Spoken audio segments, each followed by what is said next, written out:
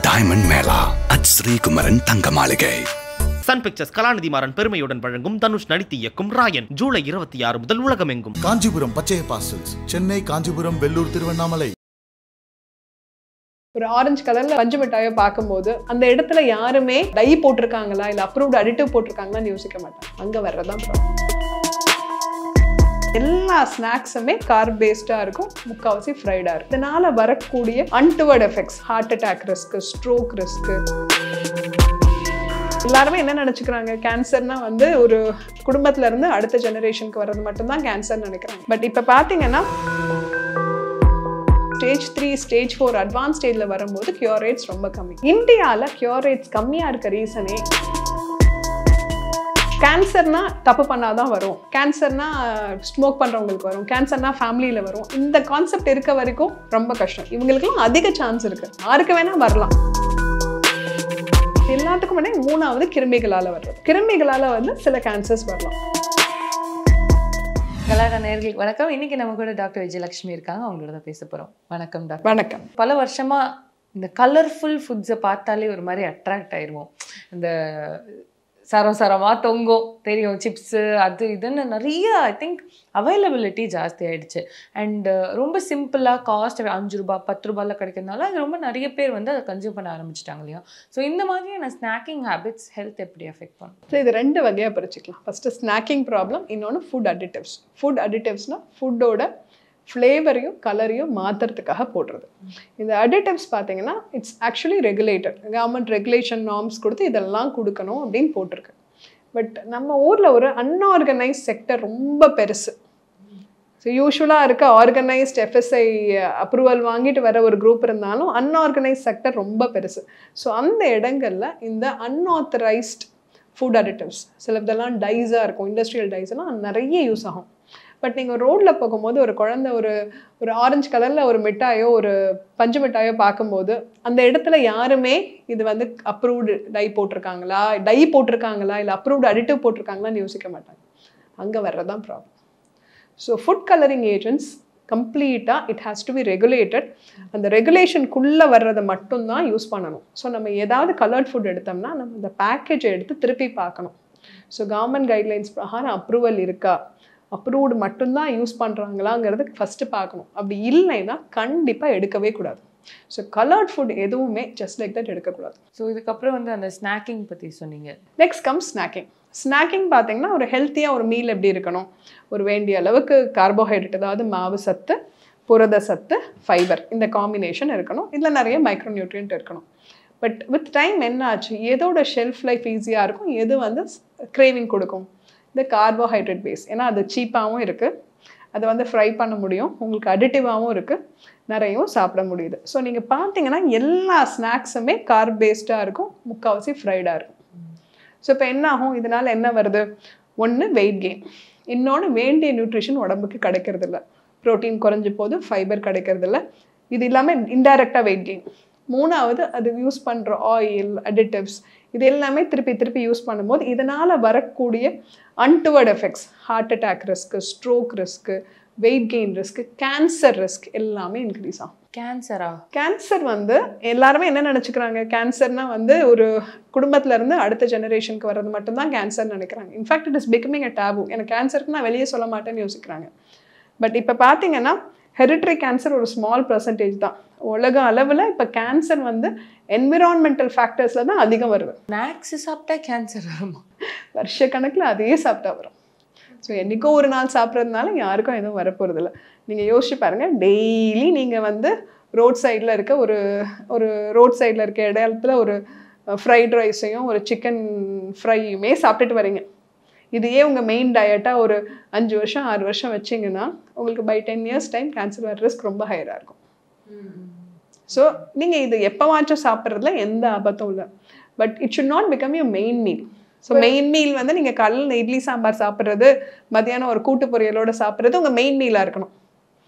அதுலேருந்து எப்போ நம்ம டீவியேட் ஆகி இதுலேயே வளரமோ அப்போ இந்த ரிஸ்கெல்லாம் இன்க்ரீஸ் ஆகும். எனக்கு கேன்சர் இருக்கா இல்லையா அப்படின்றத நான் எப்படி ஏர்லியர் ஸ்டேஜில் டயக்னோஸ் பண்ணிக்க முடியும்? ஏன்னா ரேண்டமாக யாரும் இப்போ எனக்கு கேன்சர் இருக்கான்னு போய் செக் பண்ணுறது இல்லை இல்லையா? இப்போ வந்து கேன்சர் ஸ்டேஜ் ஸ்டேஜ் 0 ஒரு ப்ரீ கேன்சரஸ் ஸ்டேஜ்னு எடுத்துக்கலாம். ப்ரீ கேன்சரஸ் ஸ்டேஜ்னா கேன்சர் வரத்துக்கு முன்னாடி இருக்க ஸ்டேஜ்.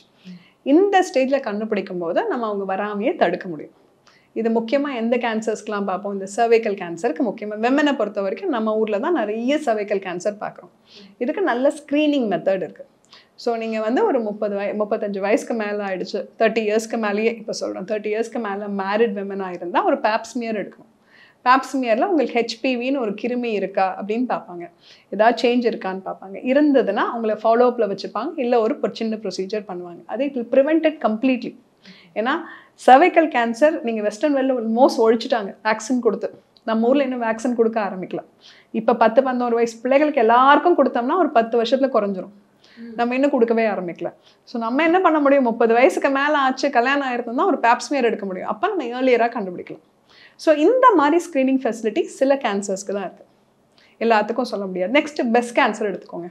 பிரஸ்ட் கேன்சர் நிறைய பேருக்கு ஃபேமிலியில் ரன் ஆகும். ஸோ இப்போ அம்மாவுக்கு பிரஸ்ட் கேன்சர் இருக்குது, சித்திக்கு இருக்குது அப்படின்னா அவங்களோட கேன்சர் டைப் பார்க்கும்போது அவங்களுக்கு ஏதாவது ஜெனட்டிக் டிஃபெக்ட் இருக்குன்னு கண்டுபிடிச்சிருந்தா நீங்கள் உங்களுக்கு செக் பண்ணிக்கணும். செக் பண்ணிவிட்டு ஃபாலோ அப்லேயே இருக்கணும், ஏர்லியராக கண்டுபிடிக்க முடியும்.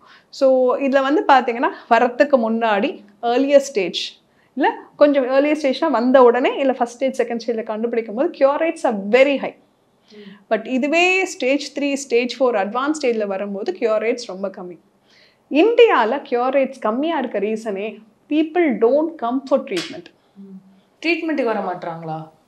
கேன்சர் இருக்குன்னு தெரிஞ்சுமா? ஒரு பக்கம் கண்டுபிடிக்கிறதே லேட்டு, கண்டுபிடிச்ச பிறகும் வைத்தியத்துக்கு வர்றதில்ல. என்ன சொல்லப்படுதுன்னா நம்ம 80% கேன்சர் அட்வான்ஸ் ஸ்டேஜில் தான் கண்டுபிடிக்கிறோம். இதை குறைக்க பார்க்குறோம். ரெண்டாவது, நமக்கு கேன்சர் கொஞ்சம் ஏர்லியர் ஸ்டேஜில் வந்தாலும் நிறைய ட்ரீட்மெண்ட் ஃபாலோ பண்ண மாட்டேங்கிறோம், விட்டுடுறோம், போக மாட்டேங்கிறோம், தள்ளி போடுறோம். இதெல்லாமே வந்து பிரச்சனையில் வருது. நீங்கள் சொல்கிற மாதிரி இப்போது கண்டுபிடிச்சாலும் வரமாட்டாங்க அப்படின்றீங்க இல்லையா? ஒரு பயம் இருக்கிறதுனாலயா இல்லை எதனால? ரெண்டுமே இருக்குது. பயம் ஒரு பக்கம், இன்னொன்று it is becoming like a social stigma. ஒரு காலத்தில் வந்து டிபி பார்த்தா போக மாட்டேன்னாங்க, அப்புறம் ஹெச்ஐவிக்கு போக மாட்டேன்னாங்க, கொரோனாக்கு போக மாட்டேன்னாங்க, இன்றைக்கி ப்ராப்ளி கேன்சருக்கு போக மாட்டேங்கிறாங்களோ என்ன. பட் கேன்சர்னா தப்பு பண்ணாதான் வரும், கேன்சர்னா ஸ்மோக் பண்ணுறவங்களுக்கு வரும், கேன்சர்னா ஃபேமிலியில் வரும். இந்த கான்செப்ட் இருக்க வரைக்கும் ரொம்ப கஷ்டம். இவங்களுக்கெல்லாம் அதிக சான்ஸ் இருக்குது, யாருக்கு வேணால் வரலாம். அண்ட் இப்போ வைத்தியமும் நல்லா இருக்குது. நீங்கள் உலக அளவில் பார்த்தீங்கன்னா 70% கேன்சர் பேஷண்ட்ஸ் பொழைச்சிடுறாங்க. நம்ம இந்தியாவில் பார்த்தீங்கன்னா 30% தான் பிழைக்கிறாங்க. It's a big gap. ரெண்டு காரணம் தான். டயக்னோசிஸ் லேட்டாக இருக்குது, ஃபாலோ அப் ட்ரீட்மெண்ட் ஃபுல்லாக எடுக்கிறதில்ல. நீங்கள் இதுவே எல்லாரும் ஏர்லியராக டயக்னோஸ் பண்ணி கரெக்டாக ட்ரீட்மெண்ட் எடுத்தால் இது அப்படியே நம்ம வெஸ்டர்ன் ஸ்டாண்டர்ட்ஸ்க்கு போகணும். ஓகே. அண்ட் முடியாதுன்னு சொல்ல முடியாது. ஹார்ட் சர்ஜரியாக எடுத்துக்கோங்க, பிரெயின் சர்ஜரியாக இருக்கவங்க, டிரான்ஸ்பிளான்ஸ், நம்ம US UKலேருந்து நம்மக்கிட்ட வந்து நீ ரீப்ளேஸ்மெண்ட்டும் ஹிப் ரீப்ளேஸ்மெண்ட்டும் பண்ணிட்டு போகிறாங்க. அந்தளவுக்கு மெடிசன் வளர்ந்துருச்சு. ஆனாலும் நம்மளால இந்த நோயை கான்குவர் பண்ண முடியல. சிம்பிளி பிகாஸ் அகெயின் இது வந்து ஏதோ ஒரு பெரிய டேபு சப்ஜெக்ட்னு யோசிக்கிறதுனால தான் ப்ராப்ளம். பட் இப்போது நீங்கள் சொன்ன மாதிரி கேன்சருக்கு ஒரு க்யூர் இருக்குது அப்படின்றது வந்து நிறைய பேர் அதை பிலீவ் பண்ணுறாங்க இல்லையா? ஸோ சில பேர் பண்ணாமலேயும் இருக்காங்க. அதோட ப்ராசஸ் பற்றி சொல்லுங்கள் டாக்டர். ஏன்னா நான் இப்போ வந்து டயக்னாஸ் பண்ணுறாங்க இருக்குன்னு தெரியறதுன்னா அங்கேருந்து அவங்க என்ன மாதிரியான ஒரு லைஃப் ஸ்டைலை ஃபாலோ பண்ணணும்? So first we will take it about risk இருக்கவங்க, நார்மலாக இருக்கவங்க, கேன்சர் ரிஸ்க் இருக்கவங்க. ரிஸ்க்குன்னு பார்த்தீங்கன்னா hereditary risk, next life style risk. ஹெரிட்ரியாக உங்களுக்கு ரிஸ்க் இருந்ததுன்னா, இப்போ உங்கள் ஃபேமிலியில் கேன்சர் இருந்தால் நீங்கள் உங்கள் டாக்டரை பார்த்துட்டு they will give them you follow up pattern. So சிலதுக்கு பார்த்தீங்கன்னா ஏர்லியாக டயக்னோஸ் பண்ண முடியும், இந்த ஜெனட்டிக் டிஃபெக்ட் இருக்கான்னு பார்த்து ஃபாலோ பண்ணிக்கிட்டே இருப்பாங்க. நீங்கள் அப்ராடில் பார்த்தீங்கன்னா ஒரு 10 வருஷம் முன்னாடி இந்த ஆஞ்சலினா ஜோலி மாஸ்டெக்டமி பண்ணிக்கிட்டாங்கிறது தட் இஸ் ஆக்சுவலி ஒரு இன்னொரு எக்ஸ்ட்ரீம்னு வச்சுக்கோங்களேன், ஒரு பெரிய லெவலில் போச்சு. But what we does we ask them to follow up regularly. ஏதாவது ஏர்லியராக வந்தால் வி ட்ரீட்டட். இன்னொரு பக்கம் life style risk factors. Daily alcohol எடுக்கிறவங்க, டெய்லி ஸ்மோக் பண்ணுறவங்களுக்கெல்லாம் cancer risk is very high. அதே மாதிரி சாப்பாட்டில் வந்து only processed, ultra processed food, fried items, வேண்டிய வெஜிடபிள்ஸோ, மில்க் ப்ராடக்ட்ஸோ, லெக்யூம்ஸோ, லெக்யூம்ஸ்னால் பருப்பு வகைகள், இதெல்லாம் அந்த ஆரோக்கியமான உணவு சாப்பிடாம எப்பவுமே இதே மாதிரி உணவு சாப்பிட்றவங்களுக்கும் cancer risk will increase. So இந்த குரூப்புமே நம்ம ஃபாலோ பண்ணிகிட்டே இருக்கோம். இவங்க எல்லாமே லைஃப் ஸ்டைல் மாற்ற முடியும். ஒரு ஹெரிட்ரி பார்ட் நம்ம ஒன்றும் பண்ண முடியாது, லைஃப் ஸ்டைல் கண்டிப்பாக மாற்ற முடியும். ஆரோக்கியமாக சாப்பிடலாம், ஆல்கஹாலை குறைக்கலாம், நிறுத்தலாம், ஸ்மோக்கிங்கை கம்ப்ளீட்டாக ஸ்டாப் பண்ணலாம், வெயிட் குறைக்கலாம், எக்ஸசைஸ் பண்ணலாம். இது எல்லாமே இருக்கும். இது எல்லாத்துக்கும் முன்னாடி மூணாவது கிருமிகளால் வர்றது. கிருமிகளால் வந்து சில கேன்சர்ஸ் வரலாம். கிருமிகளால் கேன்சர் வருமா? இது புதுசாக இருக்கே. இது கிருமிகளால் hepatitis B virus, hepatitis C வைரஸால் லிவர் கேன்சர் வரலாம். ஹியூமன் பேப்பிலோமா வைரஸால் cervical கேன்சர் வரலாம். சில லிம்ஃபோமாஸ் EBVயால் வரலாம். பட் அதுக்கு நமக்கு க்யூர் சொல்ல முடியாது. பட் இந்த 2 கேன்சருக்குமே நமக்கு வந்து வராமல் இருக்க சான்சஸ் இருக்குது. ஹெப்படைட்டிஸ் பிக்கு ரொம்ப நல்ல வேக்சின் இருக்குது. ஸோ குழந்தைகளையே போடும்போது அந்த இன்ஃபெக்ஷன் வந்து கேன்சர் போகிற ஸ்டேஜெல்லாம் ப்ரிவென்ட் பண்ண முடியும். நெக்ஸ்ட் அதே மாதிரி ஹியூமன் பேப்பிலோமா வைரஸ் ரொம்ப காமன். ஸோ இப்போ விமென்க்கு வருதுன்னா அது 12-13 வயசு குழந்தைங்களுக்கு வேக்சினேஷன் போட்டால் இந்த பிரச்சனையே வராது. இந்த தடுப்பூசிகள்லாம் போட்டு சின்ன எக்ஸாம்பிள் சொல்கிறேன். இந்த cervical கேன்சர் உலகம் முழுக்க இருந்தது. ஸோ இந்த நார்டிக் கண்ட்ரீஸ்ன்னு சொல்லுவாங்க, இந்த நார்வே அவங்கெல்லாம் வந்து they just gave it across to everybody, both girl children and boy children. இப்போ 10 வருஷத்தில் அவங்க கேன்சர் நம்பர் ரொம்ப கம்மியாயிடுச்சு. Undetectable, almost hardly anybody has cervical cancer now. So இந்த மாதிரி வேக்சின் போட்டு எராடிகேட் பண்ணுற கூட வாய்ப்புகள் இருக்குது கேன்சருக்கு.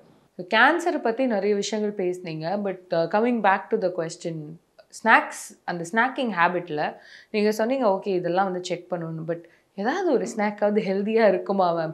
ஏதாவது ஒரு ஹெல்தி நொறுக்கு தீனி சஜஸ்ட் பண்ணுங்களேன். நாங்கள்லாம் 20-30 இயர்ஸ் முன்னாடி சாப்பிட்ட ஸ்நாக்ஸ் தான் ஹெல்த்தி ஸ்நாக். இப்போ நாங்கள்லாம் ஸ்கூல் விட்டு வந்தோன்னா எங்களுக்கு சுண்டல் கொடுப்பாங்க. இந்த கிழங்கு வகைகள், ஆல்வலி கிழங்கு, சக்கரவள்ளி கிழங்கு வேக வச்சு கொடுப்பாங்க, பனியாரம், ஒப்புருண்டை. ஸோ இது எல்லாமே கார்ப்ஸும் ப்ரோட்டீனும் கலந்துருக்கும் அண்ட் ஈஸி டு குக் ஐட்டம்ஸாக இருக்கும். ஸோ ஈவினிங்கில் வந்து புட்டு இதெல்லாம் பண்ணி கொடுப்பாங்க. சரி, இப்போ உங்களுக்கு பண்ணுறது கஷ்டமாக இருக்குன்னா சின்ன சின்ன விஷயங்கள் you can give them an omelette. Vegetables போட்டு ஆம்லெட் போட்டு கொடுக்கலாம். That will be filling. ஏன் நீங்கள் தோசை அதெல்லாம் கூட போட்டு கொடுக்கலாம். சும்மா அதில் கொஞ்சம் வெஜிடபிள்ஸ் வெங்காயம் போட்டு you can make it fancy and give it. இப்போ ஸ்நாக்குன்னு யோசிச்சாலும் எல்லாரும் யோசிக்கிறது என்ன? சிப்ஸு, மிக்சர், அதுதாங்க problem.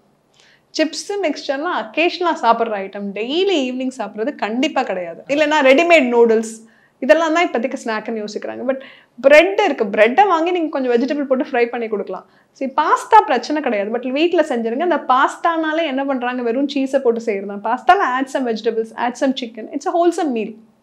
Proper pasta is a wholesome meal. பிரெட்டை சாண்ட்விச்சாக பண்ணி கொடுங்க, it's a wholesome meal. So இதெல்லாம் ஈஸியாகவே பண்ண முடியும். பட் நம்ம என்ன நினைக்கிறோம், ஸ்நாக்குனாலே சமோசாவும் சிப்ஸும் மிக்சரும் தான் ஸ்நாக்ஸாக இருக்குது. அதெல்லாம் அக்கேஷனலாக சாப்பிட்லாம், டே டு டே கண்டிப்பாக கிடையாது. ரைட். இந்த பஜ்ஜி 3 நாளாக வாரத்தில் ஒரு தடவை ஓகே. ஃப்ரைட் ஐட்டம்ஸ் எல்லாத்துலேயுமே நான் முன்னாடி சொன்னது தான், ஃப்ரைட் ஐட்டம்ஸ் டெய்லி ஃபுட்டாக இருக்கக்கூடாது. So once in a while fried items okay. அப்பளம் பொரிச்சு சாப்பிட்றது, பஜ்ஜி, போண்டா இதெல்லாம் நீங்கள் வாரம் ஒரு தடவை அந்த மாதிரி எடுத்துக்க ட்ரை பண்ணோம். பட் என்ன ப்ராப்ளம் நான் ஃபேஸ் பண்ணுறேன்னா, எங்கள் வீட்டில் கூட ஒரு நாள் பஜ்ஜின்னா அடுத்த நாள் மிக்சர், அடுத்த நாள் சிப்ஸ்ன்னு போகுது, அங்கே அடிபடுது. So you have a cheat day. வாரத்தில் 1 நாள் 2 நாள் சீட் டே வச்சுக்கோங்க. அப்போ இதெல்லாம் ட்ரை பண்ணுங்கள். அட்லீஸ்ட் மற்ற 5 நாள் அல்லது 6 நாள் கொஞ்சம் ஹெல்த்தியாக ஸ்நாக்ஸ் சாப்பிட ட்ரை பண்ணுங்கள். Thank you ma'am. நிறைய விஷயங்கள் பேசணும். லைட்டாக பயந்தாலும் ஓகே நம்ம கொஞ்சம் அவேராக இருக்கணும் அப்படின்னு வந்து ஐ திங்க் நீங்கள் ஆன் பாயிண்ட் சொல்லியிருக்கீங்க. ரொம்ப நன்றி. நன்றி. டைமண்ட் மேளா அட் ஸ்ரீகுமரன் தங்க மாளிகை. சன் பிக்சர்ஸ் கலாநிதி மாறன் பெருமையுடன் வழங்கும் தனுஷ் நடித்து இயக்கும் ராயன் ஜூலை 26 முதல் உலகமெங்கும். காஞ்சிபுரம் பச்சையப்பா சில்க்ஸ், சென்னை, காஞ்சிபுரம், வெள்ளூர், திருவண்ணாமலை.